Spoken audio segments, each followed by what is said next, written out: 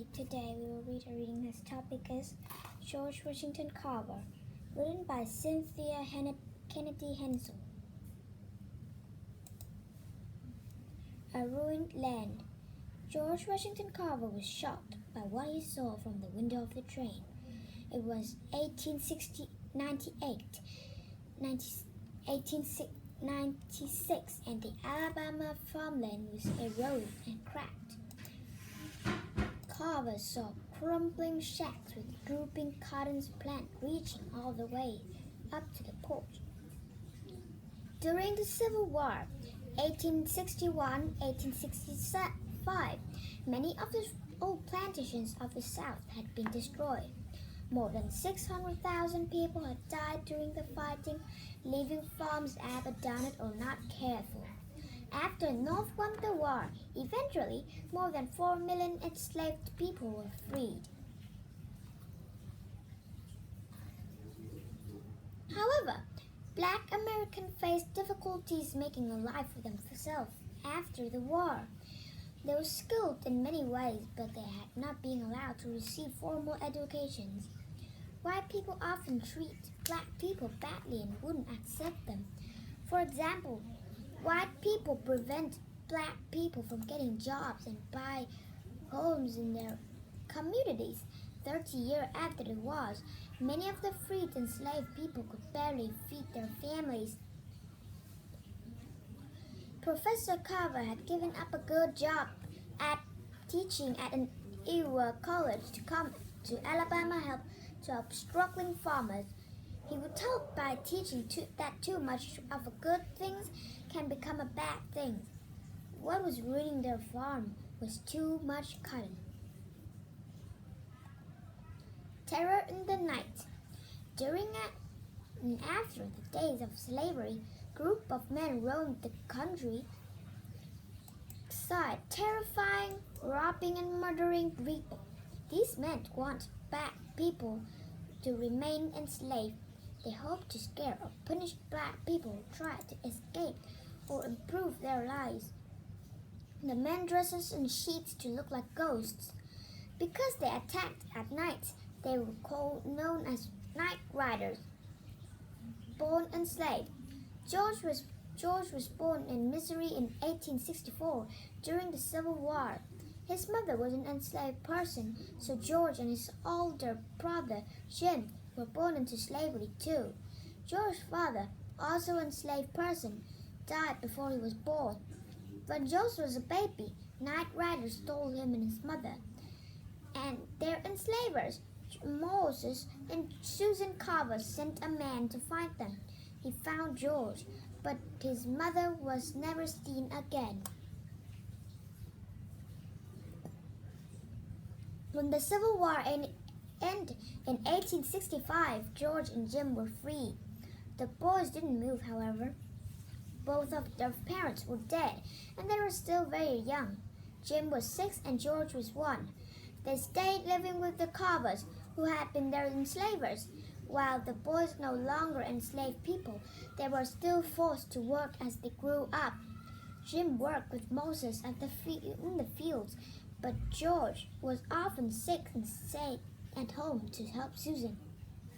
She taught him to read, write, and sew, but George liked best to garden and explore nature. Learning on his own, George taught himself about the local plants and animals, but he wanted to go to school to learn even more. Many schools at that time were segregated, which meant that white and black students could not attend the same school.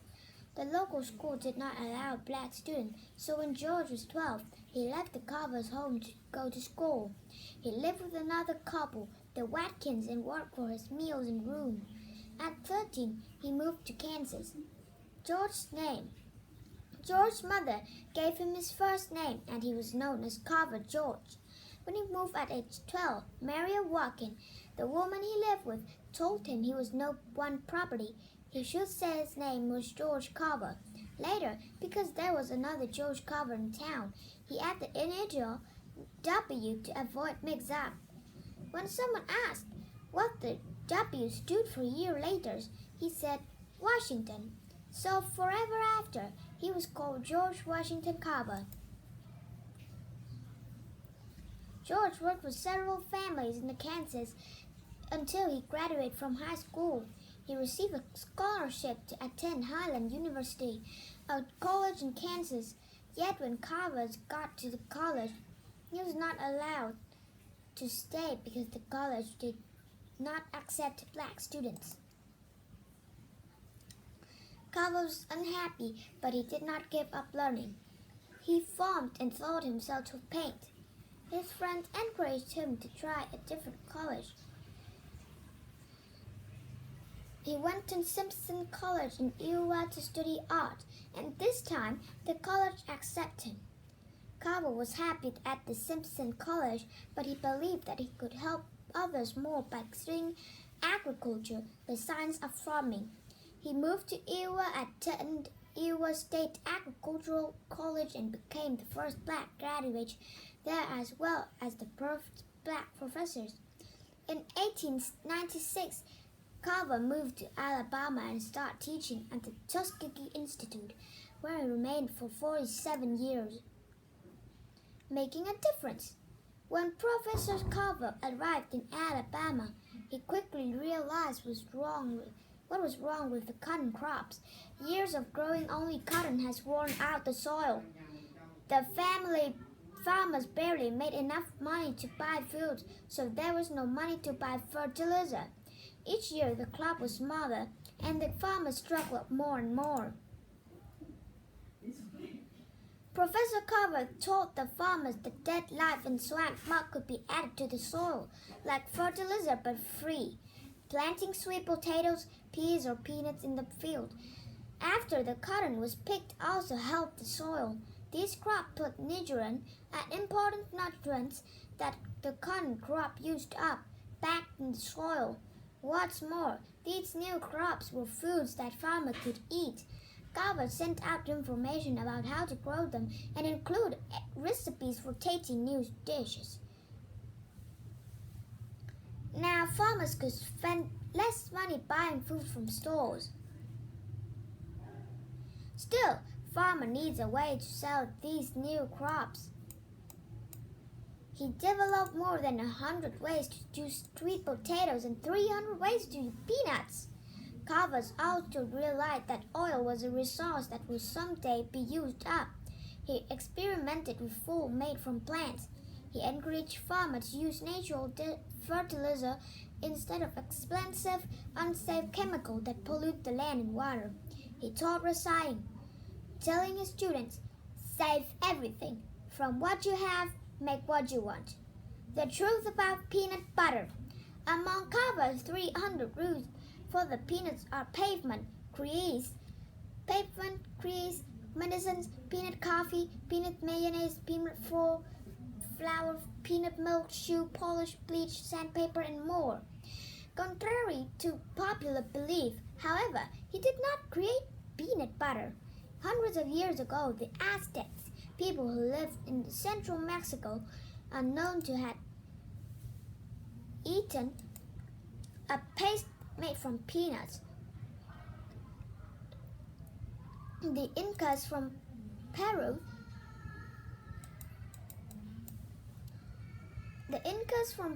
did so even earlier. Peter Pan and Skippy were the first company to make the creamy, tasty goo we need today. Ideas were free. By 1921, people were listening to Carver's idea. He was asked to speak before a member of the U.S. Congress. Some of the members of the South who were shocked to see a black man speaking to Congress laugh and make fun of him. Carver began to talk about all the things that he could make with tiny peanuts. The men fell silent. When his 10 minutes were up, they gave him more time. In the end, Congress passed the law that helped U.S. peanut farmers. The law charged other countries more money to sell goods, such as peanuts, in the United States. Over the years, Carver became famous. Crowds gathered to hear the famed scientist speak. The inventor Thomas Edison offered him a high-paying job in his lab, but Carver didn't want it. He wanted to help more people than he wanted to make money. He believed that ideas were free, so they should be freely given. A lasting message. George Washington Carver died in 1943 at the age of 78. His legacy was endured long after his death. Carver won the respect of a nation at a time when few black people got much respect at all. President Franklin D. Roosevelt signed a law to build a monument in Carver's honor.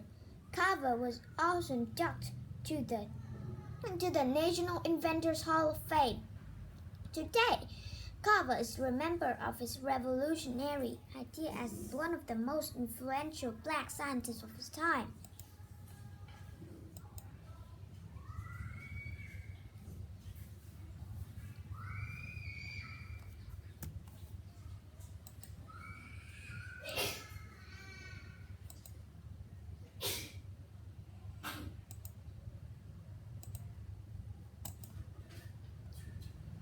Thanks for listening.